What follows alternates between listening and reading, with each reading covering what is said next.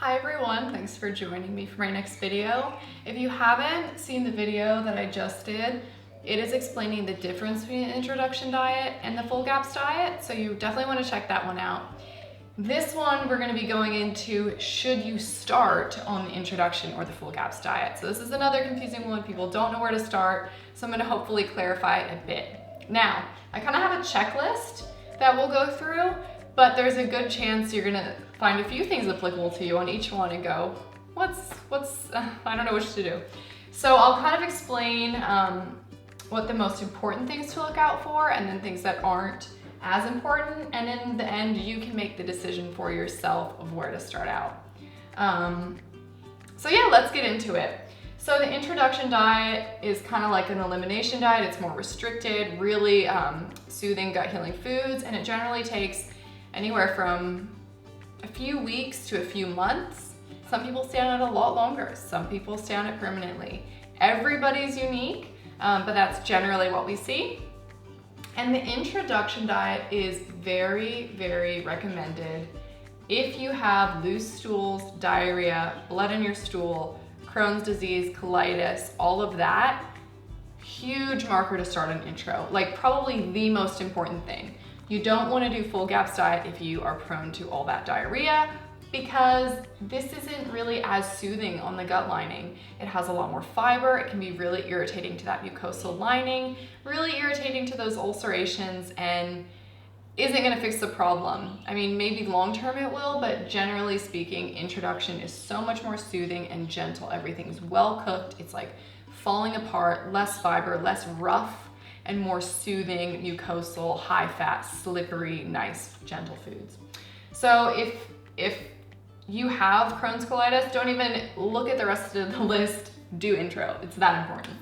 And some people with that will even find they need to take it a step more intense, take out plants altogether, do a no plant, more like a carnivore form. So it's totally up to you. And then hopefully over time, when things start healing and sealing, you'll be able to introduce those veggies and eventually, hopefully move on to the full GAPS diet. But anyway, so loose stools and diarrhea is a huge indicator that you need to do intro first. Another one is food sensitivities. If you have a lot of food sensitivities, intolerances, and histamine intolerance, that is a sign to start with intro if you can. Or at least that's a sign that that's where you're going to get the majority of your healing, and that's where you're going to see the resolution from food sensitivity issues and histamine intolerance, because intro is so intensive in healing the gut. It's a lot quicker, a lot more intense, you get a lot more die-off, but you'll overcome these a lot quicker. Another indicator, or at least something that makes it doable, is if you're able to stay at home. Like you're a stay-at-home mom, or your kids are at home, or they can do school holidays. You have a chunk of time where they can stay at home, because a lot of people experience pretty crazy die-off, fatigue, almost like flu symptoms, some kind of like muscle pain. It can feel pretty gnarly. So if you're working hard and traveling, it's not really gonna be doable for you. And another one, just severe gut problems. So any severe gut problems, histamine intolerance, food sensitivities, that's really going to indicate that you want to do intro. Now, the full GAPS diet is generally more suited for people with constipation. And that is because it has more fiber, it can push things through a little bit. That's generally, and you have more variety of foods that are going to feed your good microbiome and get things moving. If you travel or work, like I mentioned, it's going to be a lot more practical to start on the full GAPS diet. It's almost impossible to travel with a thing of meat stock and well-cooked veggies and get in your hotel room and it's just impossible. So that's probably not going to be realistic. Now, if you're traveling and working, but you have Crohn's or colitis, you really would want to figure out some way to probably do the intro diet and stay home for a season of life. But either way, if you're coming from a processed diet, so if you're coming from a standard American Western diet, vegan diet, something that is just like so left field from GAPS, it's probably better to start on the full, because it's just more doable. You can have things like a handful of nuts or some cheese, or once you introduce dairy, hard-boiled eggs, things that are easy, and you don't have to do quite as much preparation on the full GAPS diet. It's a bit more flexible. And for people who don't know how to cook, that's a lot of us. You've never made sauerkraut, you've never done any of this. you feel overwhelmed, start with full GAPS diet. Slowly work your way in. You're not gonna do it perfect. No one does it perfect. Everyone messes up. I mess up all the time. My husband messes up all the time. It's totally fine, okay? So you don't wanna try to mess up and you don't wanna be like, oh, I'm having a cheat day. But that's just the reality, you're gonna mess up. And if you don't know how to cook, take the pressure off, do the full GAPS diet, ease your way in.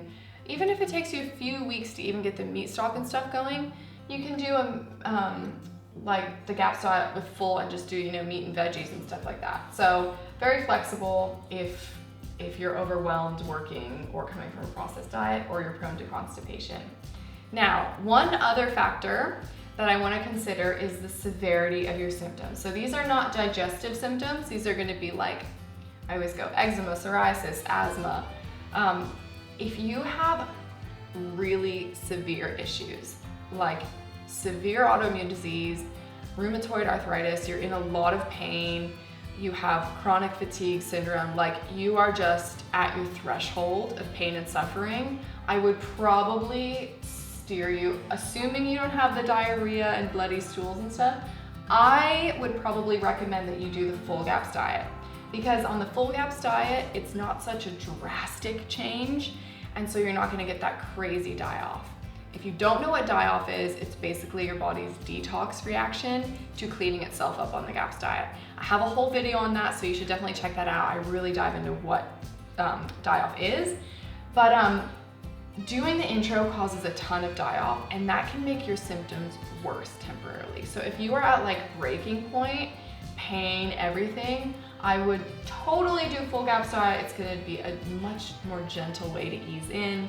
You're not gonna, it's gonna calm inflammation, but it's not gonna like do so much change in your gut that you have all this toxicity dying off and you feel like way worse.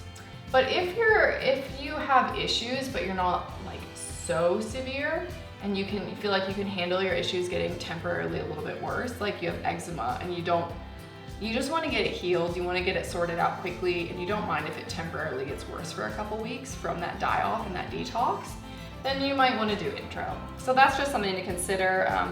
Some people have different views on that. Some people say like if you're really, really bad, you definitely need intro, which I agree, but sometimes I think it's better to just gently go in with all these variety of foods and then maybe 6 months later do intro. Because you don't want to just be in so much pain that you can't function from all that die-off. So yeah, that's kind of where I stand. I think if you have less pain, it's manageable, you're annoyed, but you're like, hey, if it gets worse for a few weeks, that's fine. Do intro if you can, or if you're leaning toward that. And like I said, you're probably gonna have a mix of a few of these, but the most important is looking at like the diarrhea and the loose stools. And I would also say it's really important to just be realistic about your expectations and your capabilities at the moment. Don't go like, oh, I feel like I really need intro, but I'm traveling, I'm coming from a processed diet, I don't know how to cook, because you're gonna give up in like 2 weeks. Just be honest with where you're at. If you don't know how to do any of this, don't just jump straight in. I'm preaching to myself because I tend to be that kind of person that's like, I don't know what I'm doing, but I am fully changing my whole life tonight. And then you kind of just get overwhelmed and freak out and quit. So I hope that's a bit helpful. I do at the moment free 15-minute phone consultations, so I'll put my little calendar link below if you want to do that, because generally that's what I help people with those 15-minute phone consults. And then from there, if you want, you can schedule an introduction consult, which is like 90 minutes, and you get a ton of follow-up for supplements, detox practices, everything. And you can print that out, put that on your fridge. That's a really good resource. I usually recommend people do at least one introduction consultation. It doesn't have to be with me. There's a ton of amazing practitioners out there that I love, but that just kind of helps you not like waste 6 months doing something wrong. You know, you don't want to put all this effort into it for 6 months thinking you're doing great, but you're not really improving. And then you finally meet with a practitioner and they're like, oh, you've been doing bone broth. Oh, and you have a histamine intolerance and this and this and this, and that's why you're not getting results. So I can't promise that I'll do those free 15-minute consultations forever because I am quite busy with life and everything, but I do those at the moment and I enjoy doing them. And I also offer packages. So if you're like, I need a ton of help, I have a few packages. It's for like 3 or 5 consults, and you save a bit of money for those as well. So if you just feel like you need someone to hold your hand, I'm happy to do that and would love to work with you. So I hope this helped, and I hope this really broke it down and maybe gave you a bit of clarity. And just to remind you, you're probably gonna start in the wrong spot or look back and go like, I shouldn't have done that, or I did that wrong. It's totally normal. Join the club. We all make so many mistakes.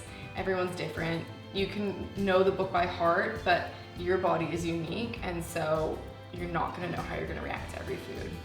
But the important thing is that you're moving in the right direction and that you have a good attitude, and yeah, if you're committed, I believe you'll see amazing results from the GAPS diet. So thanks for watching, and if this was helpful to you, I would love if you would comment or like or share the video. Thanks for watching.